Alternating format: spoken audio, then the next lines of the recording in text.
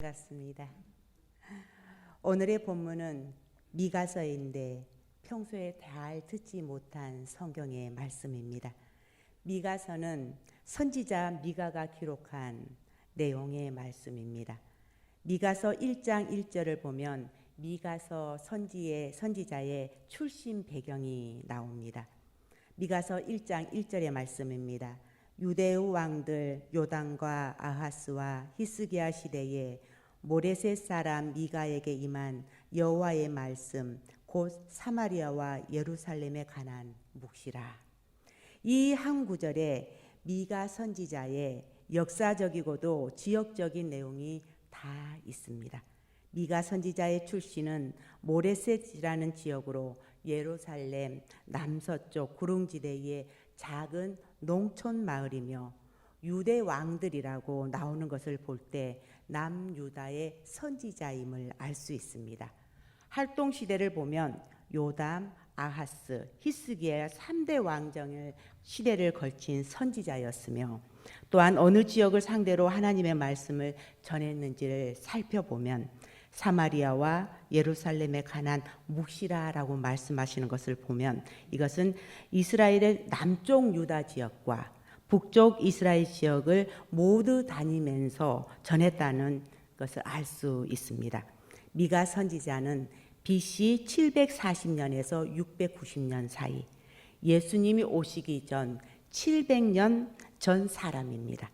이 당시에는 북쪽 이스라엘은 눈물의 선지자 호세아, 아모스 선지자가 활동했었고 남쪽 유다는 이사야 선지자가 활동했습니다.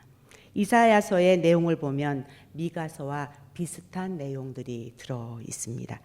이사야 선지자는 주로 왕을 상대로 하는 궁중 예언자의 활동을 하였다면 미가 선지자는 출신이 농촌이다 보니 가난한 사람들을 위한 예언을 주로 한 선지자입니다. 주로 왕과 정치 중심에 서 있는 사람들에 대하여 바르게 정치하라고 비판하고 당시에 불의한 제사장들을 비판하는 선지자였습니다. 주전 7세기에 유다와 이스라엘 주변 국가들은 국제 정세가 매우 혼란했습니다.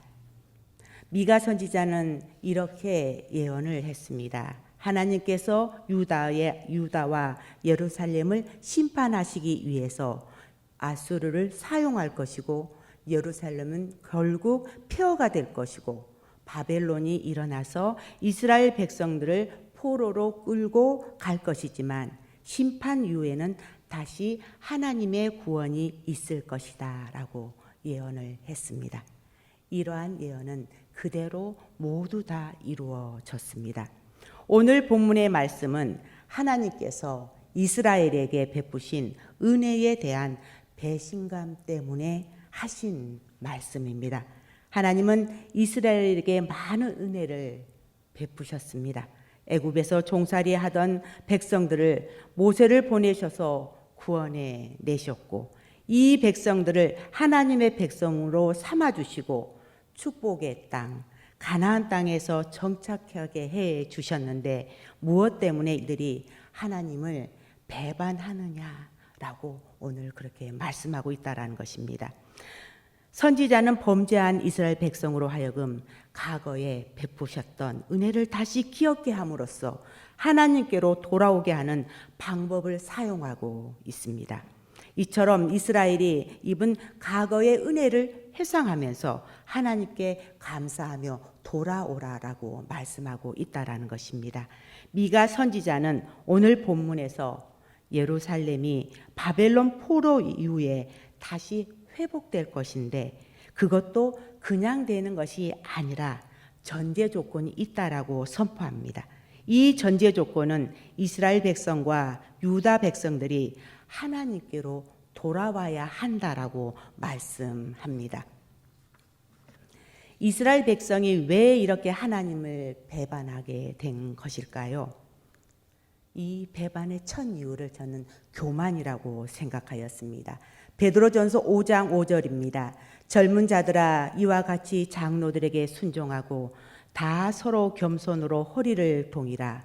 하나님은 교만한 자를 대적하시되 겸손한 자들에게는 은혜를 주시느니라. 이스라엘 백성들이 애굽에서 종노를 할 때는 겸손하여 하나님을 부르짖었습니다. 가나안에 정착하여 살만하게 되니 그 은혜를 잃어버리고 배반하고 다른 신들을 따라가게 되었습니다.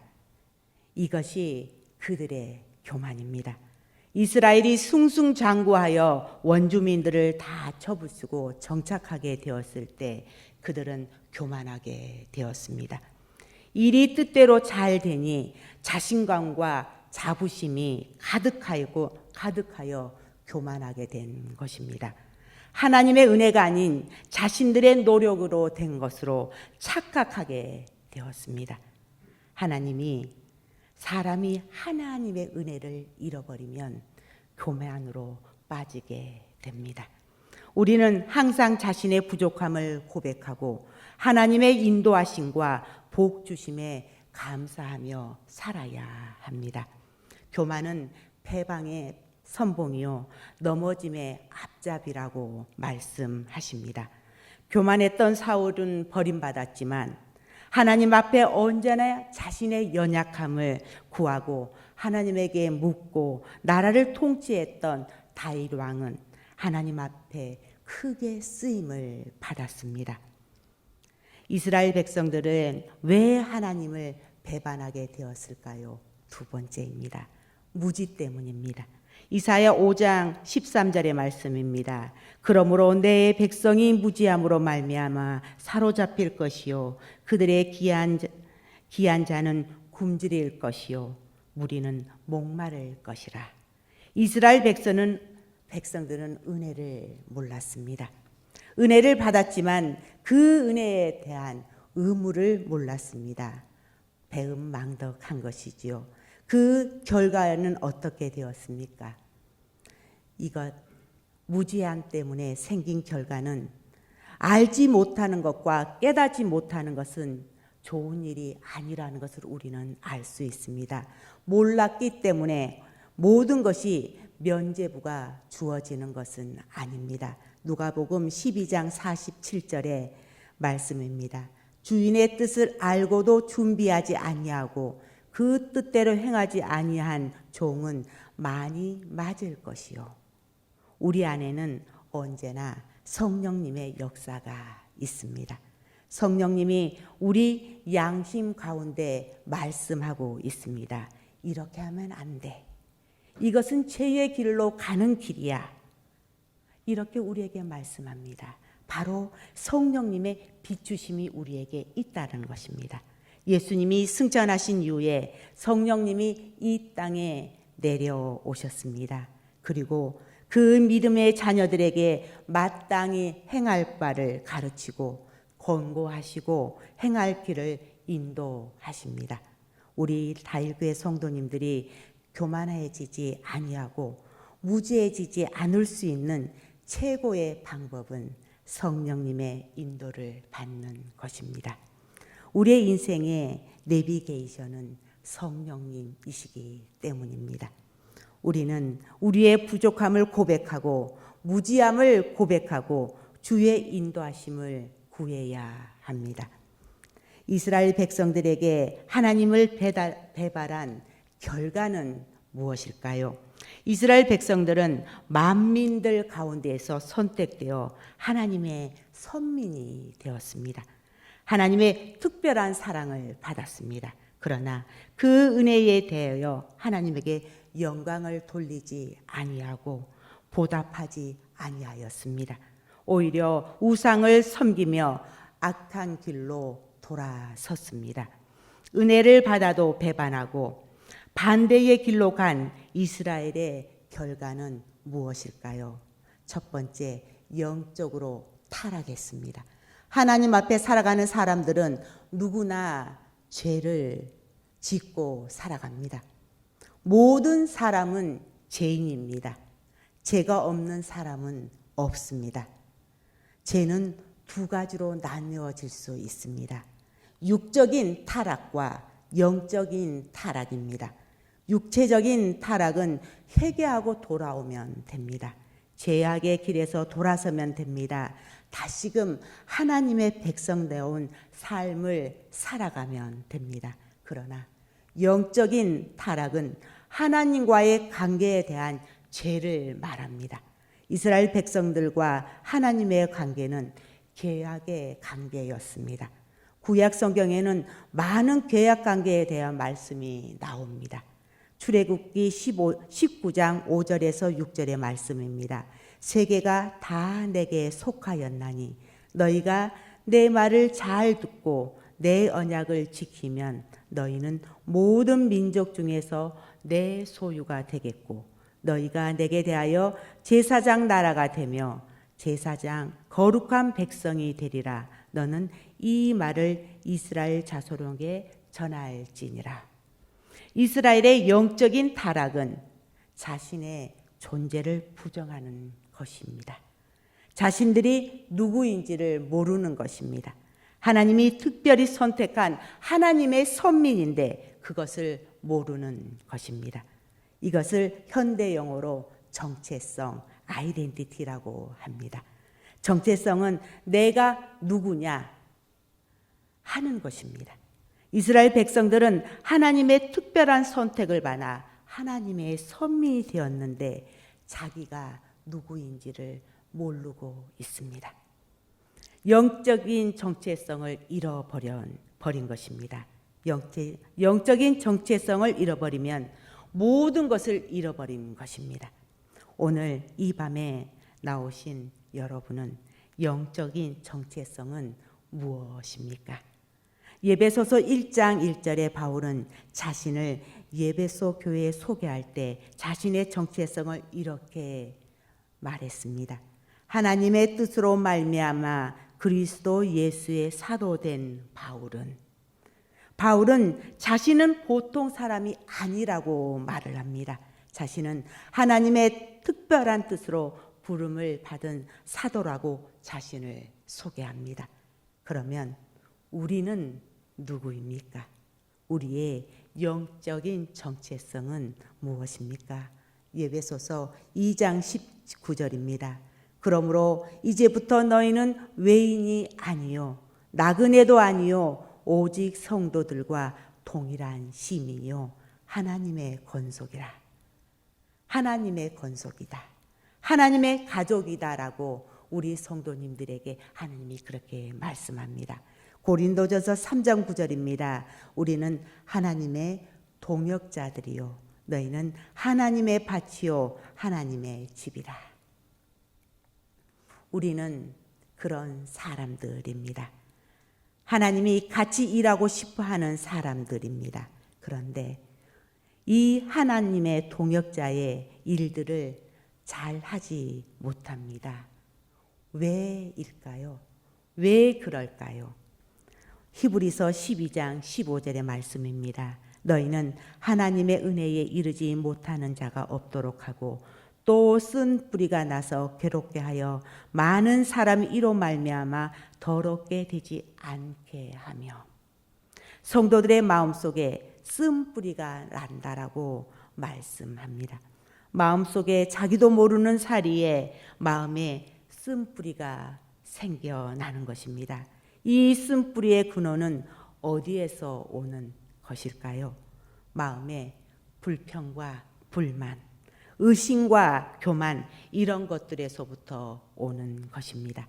이스라엘 백성들이 자신들의 정체성을 잃어버린 이유는 다 여기에 있습니다. 이스라엘 백성들이 홍해를 건너서 3일 만에 도착한 곳이 마라라는 땅입니다. 3일 길을 걷다가 물이 떨어졌습니다. 고생하다가 만난 곳이 마라입니다. 이 마라에 우물을 만났는데 이 물이 써서 먹지를 못합니다. 이 사실을 알게 된 이스라엘 백성들이 이렇게 말합니다. 백성이 모세에게 원망하여 이르되 우리가 무엇을 마실까 하매 3일 전에 홍해가 갈라지는 기적을 보았지만은 바로 어려움을 만나니까 불평, 불만, 원망이 먼저 이스라엘 백성 입에서 튀어나오게 된다라는 것입니다. 이런 것들이 다 쓴뿌리입니다. 이 쓴뿌리에서 벗어날 수 있는 것은 무엇일까요? 그것은 나는 하나님의 동역자요, 하나님의 권속이요, 이 말씀을 붙잡고 하나님의 자녀의 특권, 즉 하나님이 우리에게 주신 영적인 정체성을 붙잡음으로 예수 그리스도의 십자가의 사랑을 깨달음으로 하나님의 진정한 일꾼으로 거듭나는 우리가 될 수 있다라는 것입니다. 우리의 쓴뿌리를 뽑아낼 수 있는 것은 오직 하나입니다. 오직 예수 그리스도, 그분밖에 없습니다. 이스라엘 백성들이 하나님을 배반한 결과 두 번째는 조국이 패망하게 되었습니다. 이스라엘 백성이 은혜에 보답하지 아니한 배반의 결과는 조국의 패망이었습니다. 이사야 39장 6절의 말씀입니다. 보라, 날이 이르리니 내 집에 있는 모든 소유와 내 조상들이 오늘까지 쌓아둔 것이 모두 바벨론으로 옮긴 바 되고 남은 것이 없으리라. 여호와의 말씀이니라. 우리는 이 말씀을 주의 깊게 새겨야 합니다. 우리 성도들이 하나님의 은혜에 보답하는 가장 중요한 것은 예배를 잘 드리는 것입니다. 우리가 하나님에게 보답하는 것, 그렇게 하나님이 많은 것을 요구하지 않는다는 것입니다. 우리에게 하나님은 예배를 받기를 원하시고 우리가 예배하기를 원하신다라는 것입니다. 신명기 10장 12절에서 13절의 말씀입니다. 이스라엘아, 내 하나님 여호와께서 내게 요구하는 것이 무엇이냐? 곧 내 하나님 여호와를 경외하며 그의 모든 도를 행하고 그를 사랑하며 마음을 다하고 뜻을 다하여 내 하나님 여호와를 섬기고 내가 오늘 내 행복을 위하여 내게 명하는 여호와의 명령과 규례를 지킬 것이 아니냐. 우리 성도들이 언제나 하나님 앞에 마음을 다하고 뜻을 다하여 예배하고 섬기면 우리에게 주시는 것은 하나님이 행복이라고 말씀하신다는 것입니다. 행복하기를 원하십니까? 영원한 행복은 하늘로부터 오는 것입니다. 하나님을 잘 섬기며 예배함으로 오는 것입니다. 아무리 그 어떤 일이 있어도 우리는 예배를 멈추지 말고 예배드리며 섬김의 삶을 살아야 합니다. 이스라엘 백성들이 하나님을 배반한 결과 세 번째는 유리방황하는 민족이 되었다는 것입니다. 이스라엘 백성은 BC 721년 아수르에 의해서 북왕국 이스라엘이 멸망하고 그 백성은 세계 가운데 흩어졌습니다. 사마리아는 혼혈족으로 가득하게 되었습니다. 전쟁을 겪고 패망한 나라의 슬픔이고 고통입니다. 그 후 남유다는 그 결과를 보고서도 회개하지 아니함으로써 BC 586년에 바벨론에 의해서 예루살렘이 함락되고 성전의 기물들은 약탈을 당하고 나라는 완전히 패망하게 되었습니다. 그러나 하나님은 이들을 불쌍하게 여기시고 페르시아의 고레스 왕을 일으켜서 바벨론을 멸망시키시고 이스라엘 백성들을 다시 본토 이스라엘 땅으로 돌아오게 하셨습니다. 그러나 이스라엘 백성들이 다시금 교만하여 온 인류의 구원자로 예수 그리스도를 보내셨지만 구원자로 믿지 못하고 예수님을 십자가에 못 박음으로써 AD 70년에 이스라엘은 다시 로마에 의해서 완전한 패망을 맞이하게 됩니다. 하나님의 은혜를 잃어버리고 배반하면 그 후손들은 큰 시련과 고통을 겪게 된다라는 것을 우리는 기억해야 합니다. 그러면 하나님께로 돌아온다는 것은 무슨 의미를 하는 것일까요? 오늘 우리가 본문의 말씀에서 이스라엘의 백성을 배말함으로써 교만하게 되었고 무지하게 되었습니다. 하지만 이스라엘 백성의 또한 배반한 결과로는 영적으로 타락하게 되었고 조국이 멸망하게 되었으며 유리방황하는 민족이 되었습니다.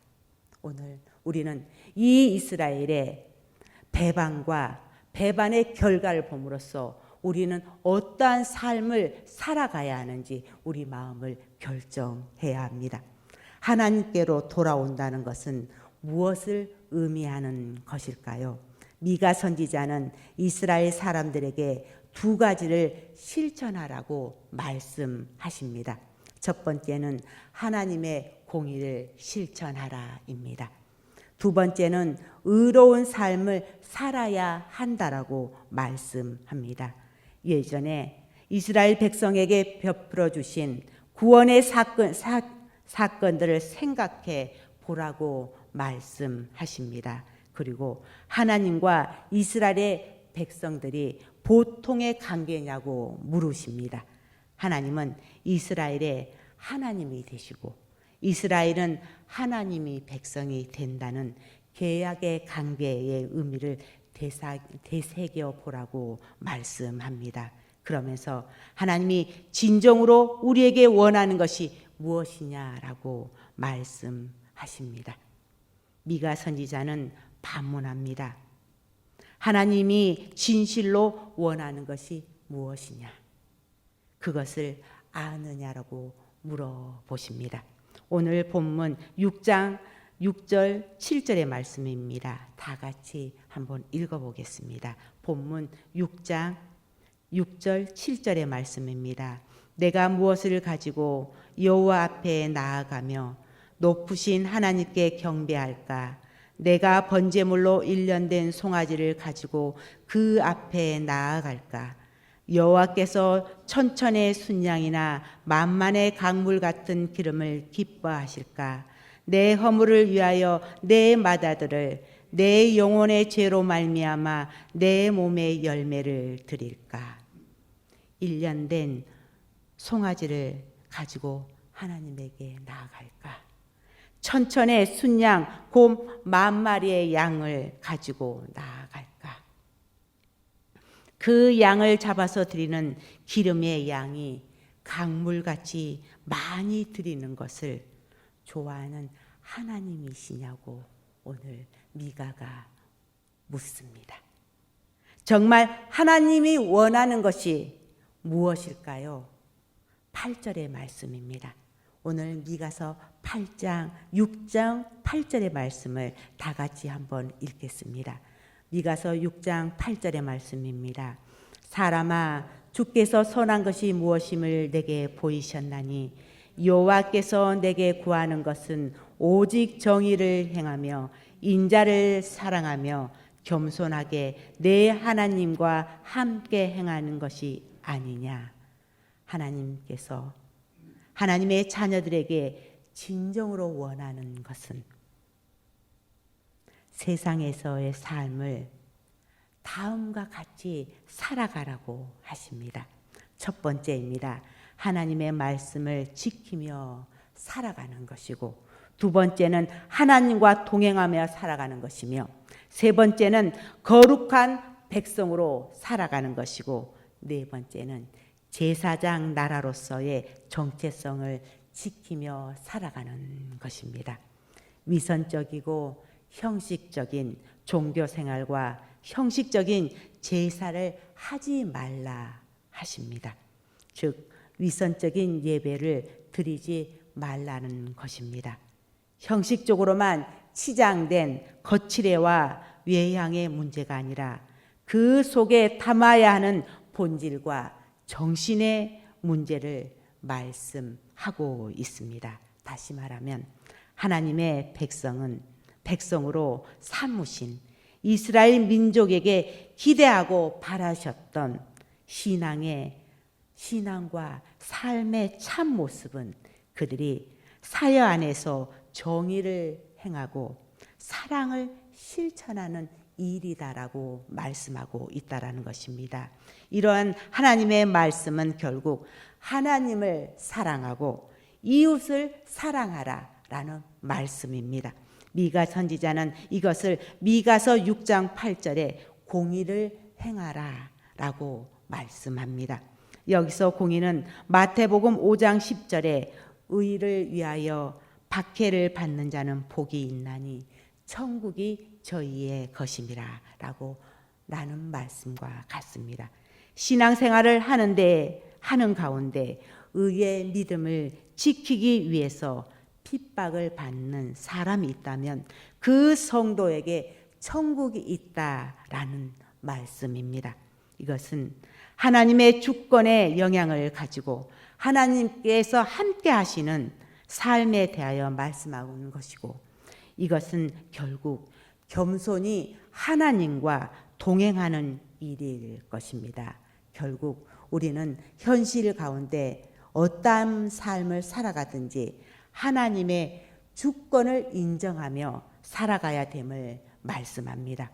예수님께서는 마태복음 5장에서 우리가 어떻게 해야 행복의 길을 갈 수 있는지 그 방법을 말씀해 주십니다. 예수님께서 말씀해 주신 상상수훈을 보면 주께서 가르쳐 주시고 있는 행복은 세상 사람들이 생각하는 행복하고는 전혀 다르다는 것을 알 수 있습니다. 지금 우리는 조금 더 회개하고 조금 더 기도해야 할 때입니다. 코로나 바이러스는 한국을 새로운 국제 질서 가운데 점점 위상을 높이시고 세워가고 계십니다. 일본은 히로시마 원전으로 인하여 점점 국제적인 고립으로 가기 시작했고, 또한 코로나 여파로 올림픽 개최가 불투명해졌습니다. 우리를 힘들게 했던 중국은 예상치 못했던 코로나 바이러스 때문에 국제적인 비난을 받고 있습니다. 한국 내에서는 교회를 힘들게 했던 신천지 이단 집단이 천하에 드러나게 되고 온 국민의 공분을 사고 4분 5열 해체의 위기를 맞이하고 있습니다. 코로나19 바이러스 사태가 조금 잠잠해지나 했더니 다시 성소수자들이 클럽에 모여서 코로나 확산을 시키면서 사회적인 문제가 드러나고 있습니다. 이것이 세계 선교하고 복음을 전하는 교회와 한국을 위한 하나님의 이벤트가 아닌가라는 생각을 해봅니다. 출애굽기 9장에 보면 심한 돌림병이 생겨서 애굽의 가축이 죽어 나갔습니다. 코로나19 바이러스가 세계 모든 나라와 우리나라의 크나큰 위기인 것은 사실입니다. 하지만 이 위기가 기회가 될 수 있도록 하나님의 선하심을 구하면서 우리는 기도하며 나아갈 때입니다. 하나님의 은혜만이 이것을 극복할 수 있기 때문입니다. 우리 대한민국이 좋은 역할을 감당할 수 있도록 우리 성도님들이 기도하기를 축복합니다. 기도하시겠습니다.